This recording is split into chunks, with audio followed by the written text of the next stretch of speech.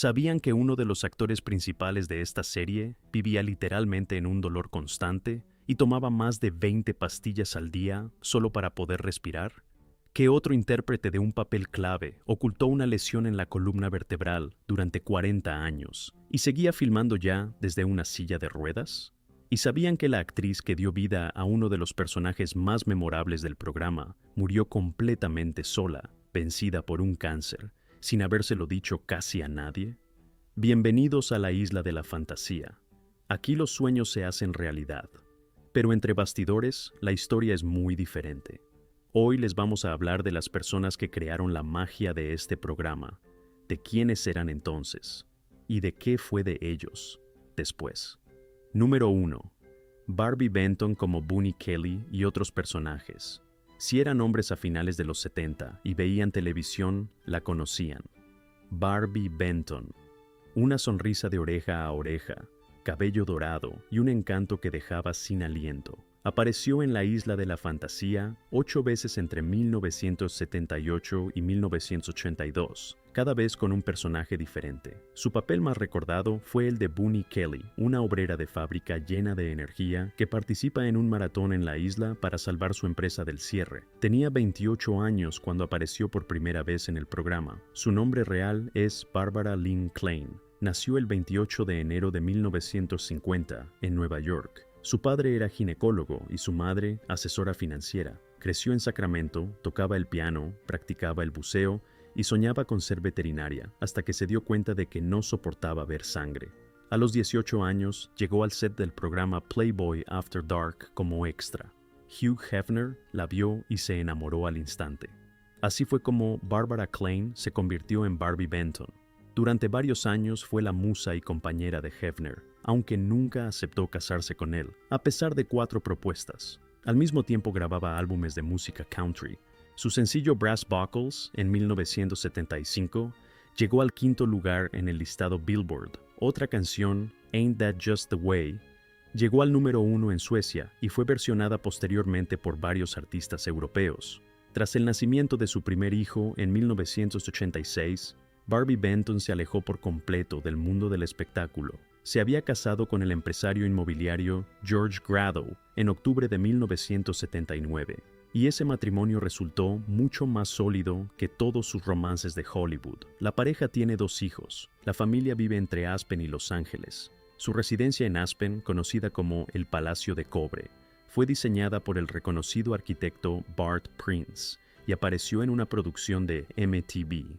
En 2026, Barbie Benton tiene 76 años. No da entrevistas ni aparece en público. Simplemente vive en silencio y, según todo indica, feliz.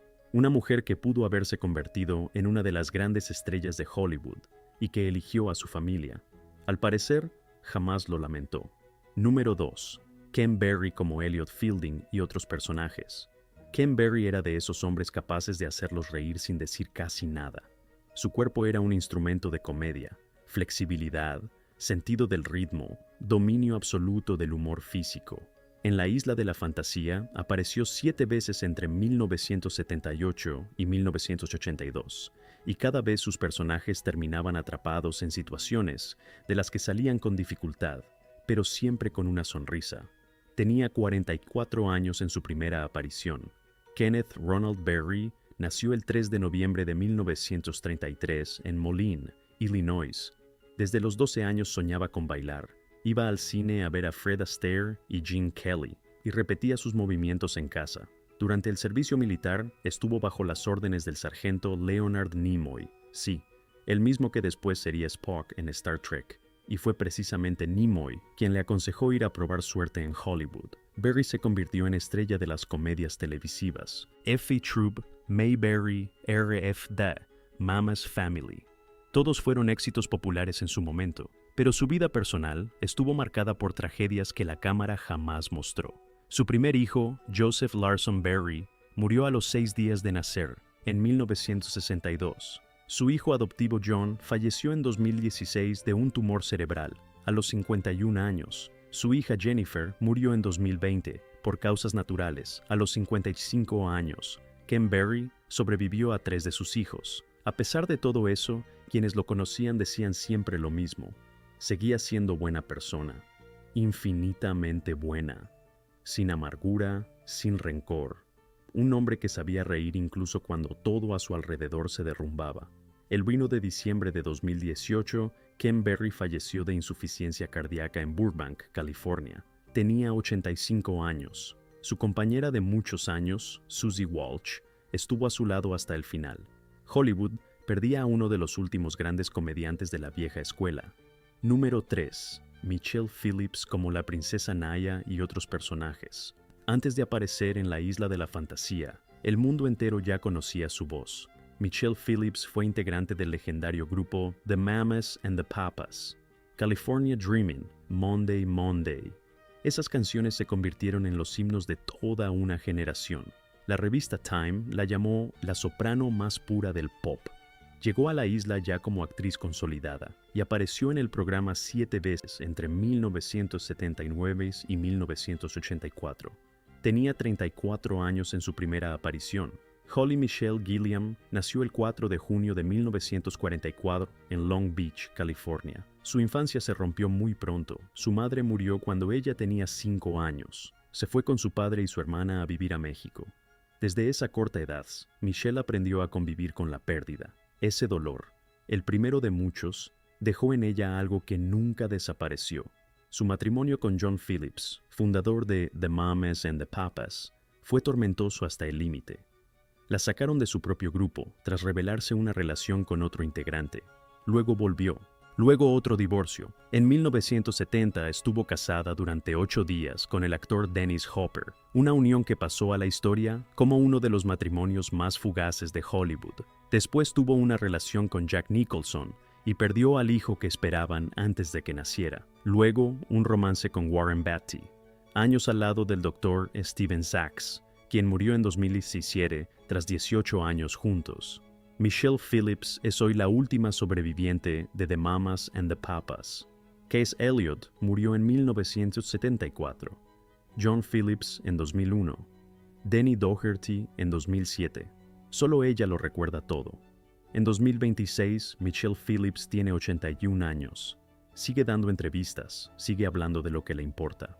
Su hija, la cantante China Phillips del grupo Wilson Phillips, continúa la tradición musical familiar. Michelle trabaja en un proyecto de biopic sobre el grupo, La Última de las Mamas, y todo indica que todavía no ha dicho su última palabra. Número 4. Phyllis Davis como Whitney Clark y otros personajes. La consideraban una de las mujeres más bellas de Hollywood.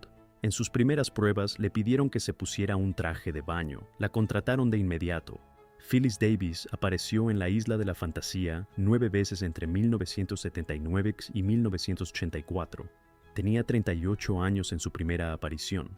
Sus personajes eran de todo tipo: la belleza, la intrigante, la víctima, la heroína. Lo sabía hacer todo. Phyllis Ann Davis nació el 17 de julio de 1940 en Port Arthur, Texas. Su infancia fue, por decirlo menos, peculiar. Sus padres tenían una funeraria. La familia vivía en el piso de arriba, justo sobre el salón de velaciones. Los niños debían guardar silencio mientras abajo se celebraban las ceremonias. Quizás por eso aprendió a no mostrar demasiado. Su mejor papel fue el de Beatrice Travis en la serie policial Vega, 1978-1981, colaboradora inteligente y decidida de un detective privado interpretado por Robert Urich. 69 episodios seguidos. En paralelo, romances de los que hablaba todo Hollywood. Una larga relación con Dean Martin en los 70, luego con el famoso jinete Laffit Pincay en los 80. Nunca se casó. En algún momento, Phyllis Davis simplemente desapareció, de verdad. Se fue a Asia sola, sin dar explicaciones, a las selvas de Tailandia, buscando algo. ¿Qué era exactamente? Quedó como su secreto, y entonces se supo que estaba enferma, cáncer. No se lo dijo casi a nadie. Guardó su diagnóstico en secreto todo el tiempo que pudo. El 27 de septiembre de 2013, Phyllis Davis murió en su casa en Henderson, Nevada. Tenía 73 años. Ni Variety ni The Hollywood Reporter publicaron una nota necrológica. Una de las presencias más luminosas de la televisión de los 70 se fue casi en el anonimato. Eso es injusto y merece ser recordado. Número 5. Carol Linley como Catherine Harris y otros personajes, 11 apariciones. desde la primera hasta la última temporada. Ningún otro actor invitado apareció tantas veces en la Isla de la Fantasía como Carol Lynley. Cada vez, un nuevo personaje, una nueva historia, un nuevo rostro, pero siempre la misma sensación. Tenían frente a ellos a alguien que sabía lo que era el dolor verdadero. Tenía 34 años en su primera aparición. Carol Ann Jones, conocida como Carol Lynley, nació el 13 de febrero de 1942 en Nueva York. Comenzó su carrera profesional siendo adolescente, en comerciales y portadas de revistas. Su primer gran éxito llegó con la película Blue Denim, 1959, donde interpretó a una joven que enfrentaba un embarazo no deseado, un tema que Hollywood casi no tocaba en esa época. Después, vino El Coloso en Llamas, The Poseidon Adventure, 1972, una de las películas de desastre más taquilleras de su tiempo. Pero detrás de esa pantalla brillante había una tragedia que pocos conocían. Carol Lynley perdió a su hija. Silvana Lynley Muller falleció en 2013. Fue un golpe del que la actriz nunca se recuperó del todo. Se dice que pasó sus últimos años en un aislamiento casi total, replegada sobre sí misma, refugiada en el silencio. Carol Lynley falleció el 16 de septiembre de 2019 en su casa de West Hollywood. Tenía 77 años. La causa de muerte fue una insuficiencia cardíaca. Sobrevivió a muchos de sus colegas, pero nunca superó de verdad la pérdida de su hija. Nadie lo supera de verdad. Número 6. Mary Ann Mobley como Ellie Drake y otros personajes. Había sido Miss América en 1959. La primera representante del estado de Mississippi en ganar ese título en toda la historia del certamen. En La Isla de la Fantasía, Mary Ann Mobley apareció 8 veces, de 1978 a 1984. Tenía 40 años en su primera aparición. Sus personajes siempre llevaban algo cálido, ingenuidad, esperanza, ganas de creer en lo mejor. No era actuación, era ella misma. Mary Ann Mobley nació el 17 de febrero de 1937 en Brandon, Mississippi. El título de Miss América le abrió puertas, y ella las cruzó con la sonrisa que nadie olvidaba. Elvis Presley la eligió para 2 de sus películas, Girl Happy, 1965, y Harum Scarum, 1965. En 1967, Mary Ann se casó con el actor y presentador de televisión Gary Collins, y ese matrimonio duró más de 40 años. Se convirtió en una filántropa reconocida. Filmó documentales sobre niños en Camboya, Etiopía y Somalia. Luchó por los derechos de las personas con discapacidad. Una estrella de Hollywood que viajaba a zonas de crisis. No cualquiera se anima a hacer eso. Pero detrás de esa luz, las enfermedades. Padecía la enfermedad de Crohn, y en 2009 llegó el diagnóstico. Cáncer de mama en etapa avanzada. No se escondió, lo habló públicamente. Apoyó a otras mujeres. El tratamiento fue duro. El cáncer regresó. El 9 de diciembre de 2014, Mary Ann Mobley murió en Beverly Hills. Tenía 77 años. Su esposo había fallecido antes que ella, en 2012. Una mujer que sabía sonreír, incluso cuando eso le costaba un esfuerzo enorme. Una de las personas más dignas que pisaron esta isla. Número 7. Dennis Cole, como el señor Sherwood y otros personajes, lo llamaban el galán de Hollywood, y no era para menos. Dennis Cole apareció en La Isla de la Fantasía 9 veces, de 1978 a 1984.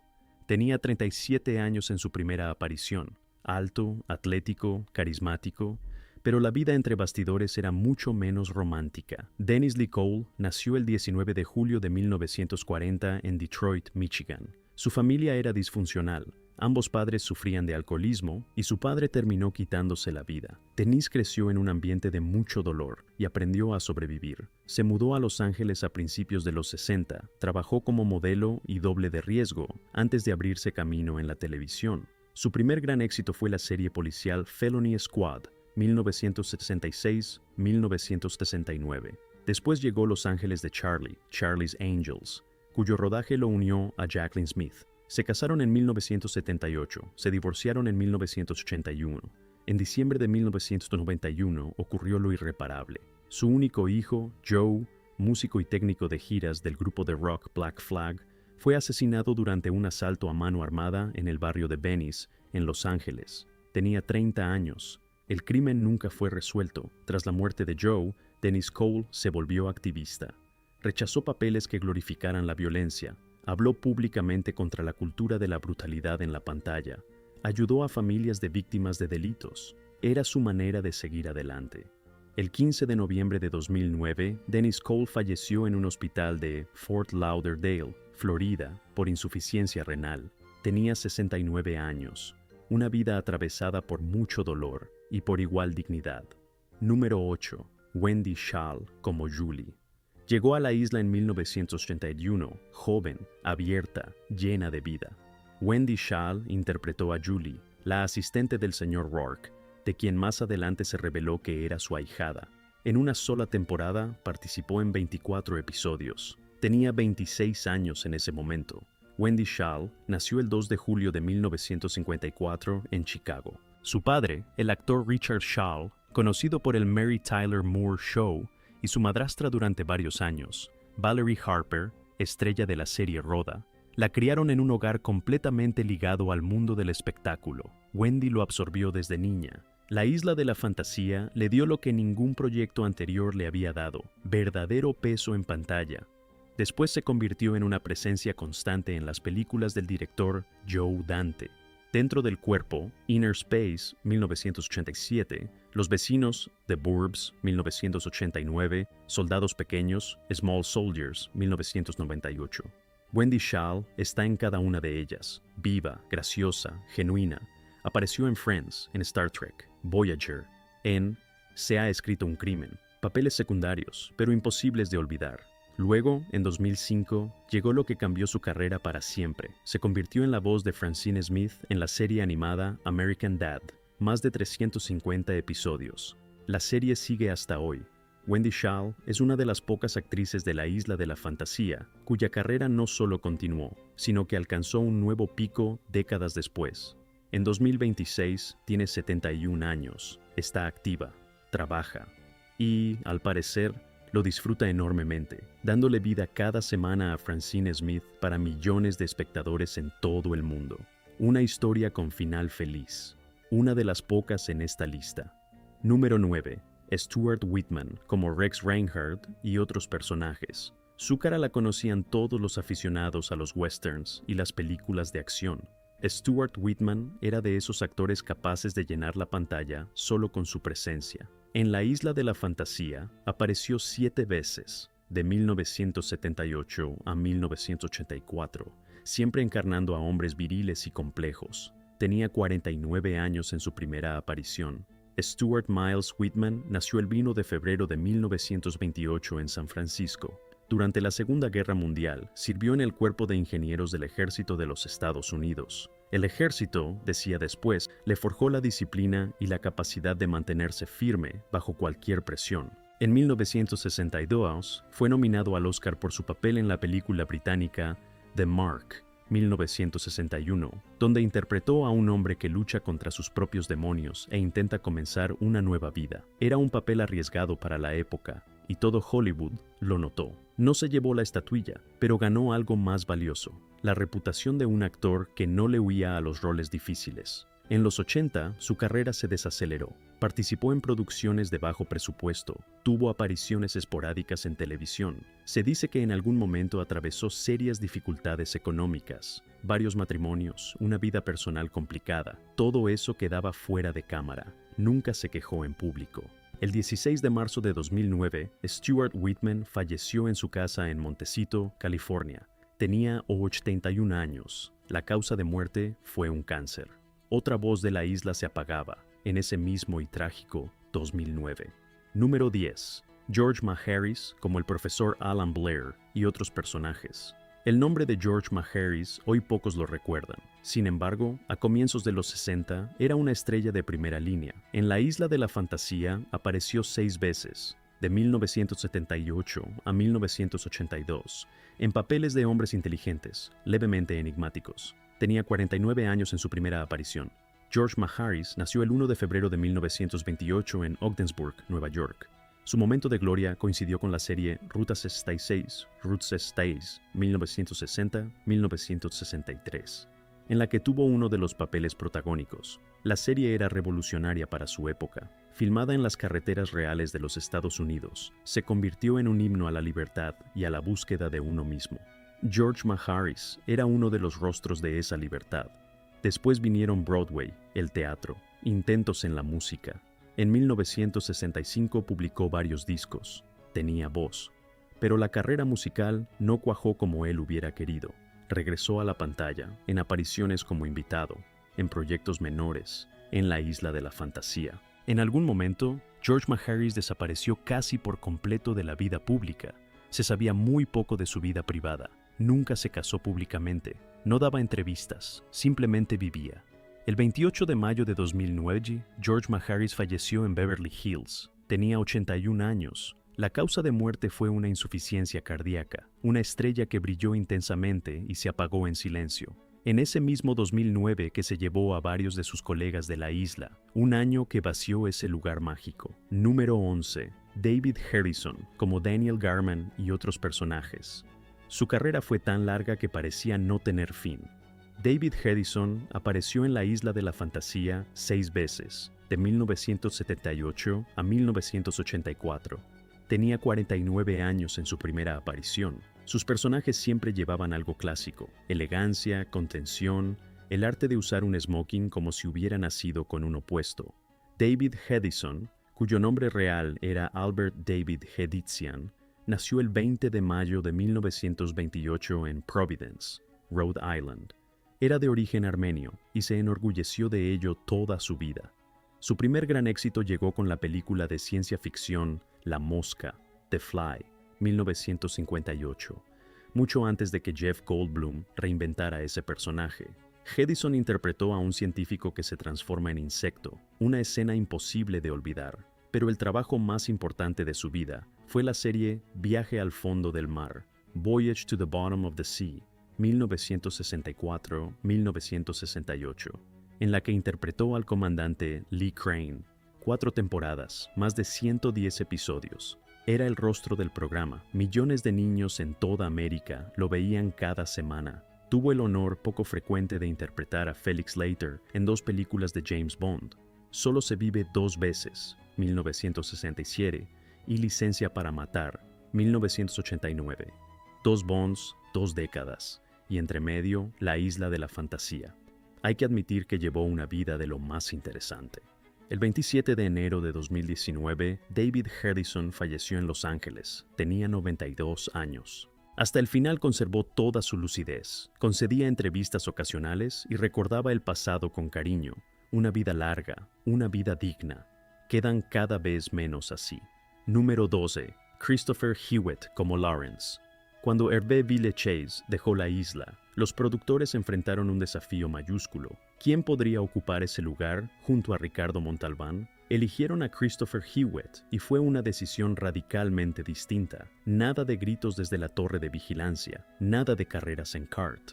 Hewitt interpretó a Lawrence, un mayordomo refinado y sereno que pulsaba el timbre en lugar de trepar al mirador. Durante las 2 últimas temporadas participó en 22 episodios. Tenía 62 años cuando llegó al programa. Christopher George Hewitt nació el 5 de abril de 1921 en Worthing, Sussex, Inglaterra. Debutó en el escenario a los 7 años, en una producción de Dublín del Sueño de Una noche de verano. A los 16 se enlistó en la Real Fuerza Aérea. A los 18 lo dieron de baja y de inmediato se incorporó al repertorio teatral de Oxford, donde en 2 años interpretó 104 roles, bajo los bombardeos del Blitz alemán, trabajando al mismo tiempo como vigilante durante los ataques aéreos, un actor bajo las bombas, en el sentido más literal. En Hollywood encontró el papel de su vida, el señor Belvedere, en la comedia televisiva del mismo nombre, emitida por ABC 1985-1990. Un mayordomo británico estirado en una familia estadounidense de clase media. Era el papel que le había estado esperando. Antes de eso, había actuado en Los Productores, The Producers, 1967, de Mel Brooks, en el papel extravagante del director de teatro Roger Debris, un personaje que nadie que haya visto la película pudo olvidar. A lo largo de toda su carrera, Christopher Hewitt mantuvo su vida privada en estricto secreto. Vivía y trabajaba en una época en que eso exigía una precaución constante, y él fue precavido. Sus colegas lo describían como un hombre cálido, ingenioso, de una cortesía impecable, y al mismo tiempo completamente hermético. El 3 de agosto de 2001, Christopher Hewitt falleció en su casa de Los Ángeles a causa de complicaciones de la diabetes. Tenía 80 años. Un actor que recorrió el camino desde los escenarios de Dublín bajo las bombas alemanas hasta las pantallas de toda América. Una vida larga y plena, exactamente como debería ser. Número 13. Hervé Villechaize como Tattoo. Antes de escuchar cualquier otra cosa, recuerden bien esto. Este hombre era un artista de verdad. A los 18 años se convirtió en el autor más joven cuyas obras habían sido expuestas en el Museo de Arte Moderno de la ciudad de París. A los 18 años, y el mundo solo lo recuerda como el que gritaba, "El avión, el avión". Hervé Jean-Pierre Villechaize nació el 23 de abril de 1943 en el París ocupado por los nazis. Tenía 33 años cuando apareció por primera vez en la Isla de la Fantasía en 1977. Su padre, cirujano y miembro de la resistencia francesa, notó pronto que algo no iba bien con su hijo menor. A los 3 años el niño recibió un diagnóstico, una alteración de la función tiroidea. Su crecimiento se detuvo. De adulto, Hervé medía 1,19 m. En la escuela lo acosaron, con crueldad. Encontró refugio en la pintura. A los 16 entró a la Escuela de Bellas Artes. A los 18, el museo. No es una metáfora, es un hecho. En 1964, siguiendo el consejo de su padre, viajó a Nueva York. Aprendió inglés viendo televisión. Trabajó en teatro, en cine, en fotografía. Vivió en su carro porque no podía pagarse un departamento.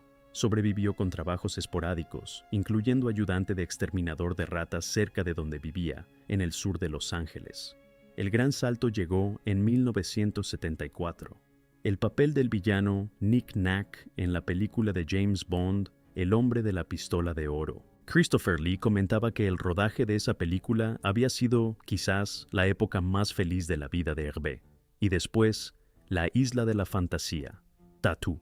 Ese grito desde la torre, esa sonrisa, pero entre bastidores todo se derrumbaba. Hervé bebía, tenía conflictos con sus colegas. En 1983 lo despidieron tras una disputa con los productores. Exigía que su salario se equiparara al de Montalbán. Perdió más de $1 millón. Y su trabajo, y la luz en los ojos. Los órganos internos de Hervé eran de tamaño normal para un adulto. Su cuerpo, no. Con cada año que pasaba, la presión se volvía más insoportable. Tomaba más de 20 pastillas al día. Dormía de rodillas. Era la única posición en que podía respirar. En 1992, casi murió de neumonía. El 4 de septiembre de 1993, de madrugada, Hervé Villechaize salió al patio trasero de su casa en North Hollywood.